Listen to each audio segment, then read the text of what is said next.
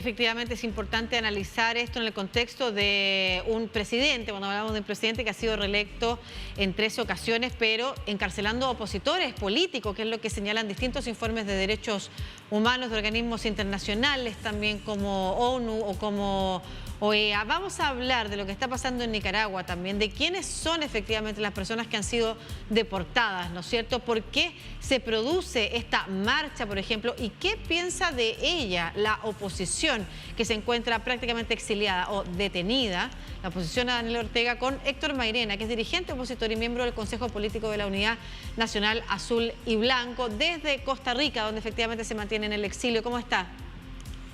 Buenos días, muchas gracias por la oportunidad para informar y comentar sobre lo que ha pasado en los últimos días en Nicaragua. Por favor, adelante.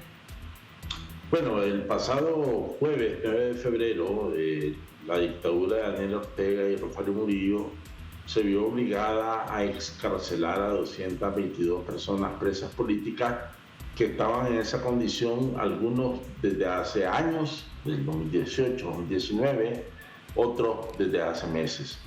Y se vio obligada a excarcelarlos porque ha tenido y tiene todavía una gran presión internacional en demanda de la liberación de los presos políticos. Todos los organismos de derechos humanos independientes han demandado la liberación de las personas presas políticas, la Unión Europea, la OEA y de manera individual varios gobiernos, incluyendo el de Chile, por cierto. Y por supuesto a nivel nacional, la población nicaragüense de manera cívica, de manera pacífica, ha estado demandando esta liberación. El régimen se vio obligado a hacerla, usando varias figuras que son draconianas desde el punto de vista jurídico y que no existen en la legislación nicaragüense. Por ejemplo, les declaró desterrados y ha iniciado un proceso para despojarles de su nacionalidad nicaragüense. Esto Ortega lo hace porque está escamoteando esa victoria que hemos conseguido los nicaragüenses demócratas. Y esa marcha a la que convocaron para el fin de semana es un guión que los nicaragüenses ya conocemos. Ortega se sabe golpeado. Sus bases, que por cierto cada día son menos, están desconcertadas. Entonces ese discurso de Ortega del viernes pasado, esa marcha de este fin de semana, lo que persigue es moralizar a su base frente a una derrota que han tenido. En concreto, ¿cuál es la derrota que usted cree que el régimen de Ortega está sintiendo? Bueno, vea, primero hay que decir que ninguno de los presos políticos se doblegó frente a la cárcel, frente a las torturas físicas y psicológicas a las que estuvieron permanentemente sometidos. Ninguno salió a pedir perdón o a decir el régimen de Ortega es bueno. Ninguno. Todos mantuvieron su dignidad, su resistencia. Y la resistencia de los presos políticos que hicieron de la cárcel la primera trinchera de resistencia y de lucha y de denuncia del régimen de Ortega, ha llevado a liberarlos, aunque desterrándolos, pero eso no tiene ningún valor jurídico. Eso es lo primero. Lo segundo es que sin duda alguna estas 222 personas excarceladas el jueves pasado representan el principal liderazgo social y político del país, que Ortega se había visto obligado a encarcelarlos porque les temía y todavía les teme, por eso los expulsa del país. Ortega está aislado dentro del país y está aislado a nivel internacional. Claro, estamos... Y porque la liberación de los presos políticos fue una demanda y sigue siendo una demanda porque todavía quedan 39 de todos los nicaragüenses. Claro, de todos los nicaragüenses y como usted bien señalaba, de algunas organizaciones, no solamente de derechos humanos de Nicaragua, estamos hablando de la Comisión Interamericana de Derechos Humanos, de la OEA, de una serie de otros organismos que han documentado lo que usted señala, las torturas que han sufrido desde opositores políticos, periodistas, sacerdote, ¿no es cierto? Estamos hablando del caso de Rolando Álvarez, por ejemplo, el obispo también encarcelado. En agosto del año pasado nosotros veíamos las imágenes cuando él mismo denunciaba a la policía para afuera, finalmente fue detenido y ha sido condenado a 26 años. Es importante señalar también y explicarle quizás a muchas personas que no han seguido de cerca todo lo que ha pasado en estos 15 años de gobierno de Ortega, en el que empieza efectivamente a cambiar las legislaciones, todo lo que tiene que ver con la norma constitucional que permite permanecer en el poder, incorporar a miembros de su familia,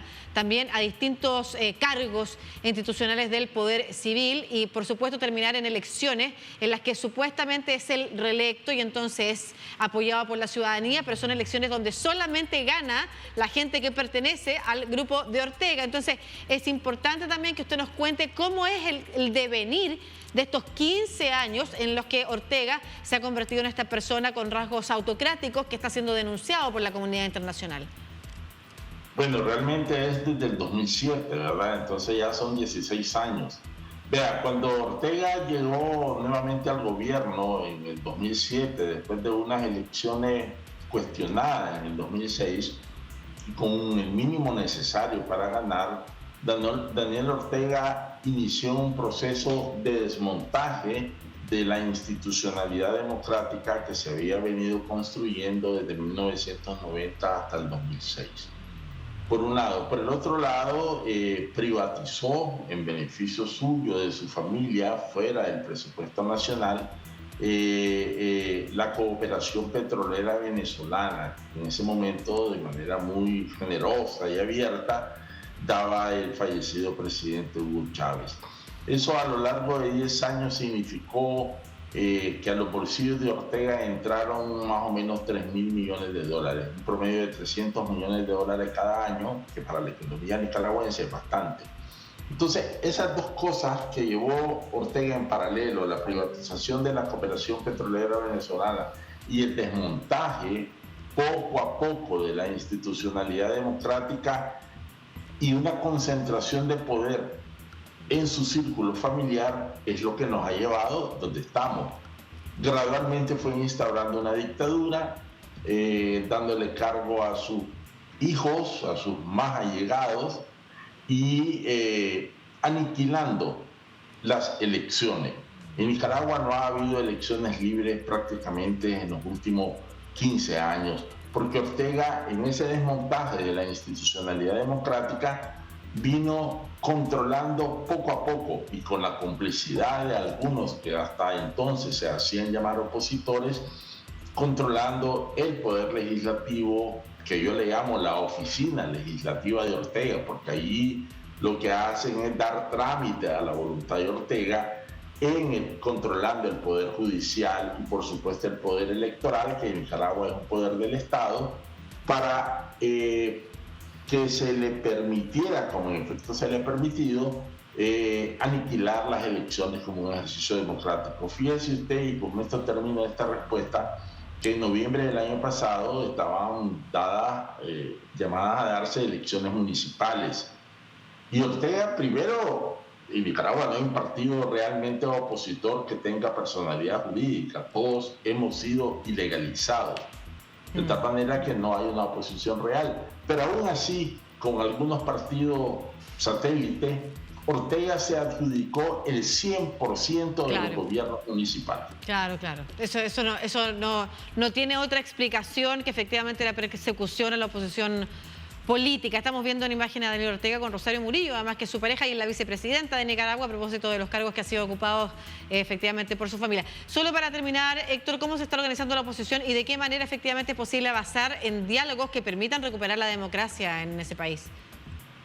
Bueno, la oposición nicaragüense tiene dos grandes frentes, por decirlo así, ¿no? Primero, la oposición, las organizaciones que están dentro de Nicaragua en condiciones muy difíciles, prácticamente en la clandestinidad, porque hay que decir que el régimen de Ortega, aunque excarceló a estas 222 personas, mantiene la represión, el acoso. Como se ha informado aquí, la condena al obispo Álvarez es lo más emblemático, ¿no? A 26 años de prisión, lo condenaron el viernes pasado.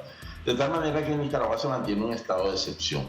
aún en esas condiciones hay resistencia cívica, pacífica, contra los desmanes de la dictadura. Y el segundo es la gran cantidad de nicaragüenses opositores que estamos en el exilio y que ahora, sin duda alguna, nos veremos con nuevos aires, con la incorporación de las 222 personas que fueron liberadas, que, como decía, constituyen el liderazgo social y político.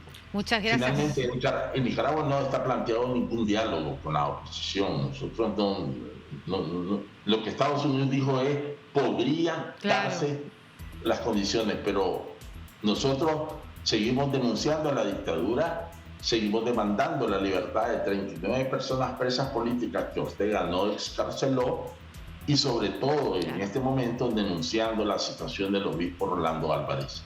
Perfecto, muchas gracias Héctor Mairena, dirigente opositor y miembro del Consejo Político de la Unidad Nacional Azul y Blanco de Nicaragua, conversando sobre la situación que viven en ese país, precisamente los perseguidos por el régimen de Daniel Ortega y lo que ha sucedido entonces con los deportados y con quienes continúan presos. Muchas gracias, que esté muy bien. Buenos días, gracias.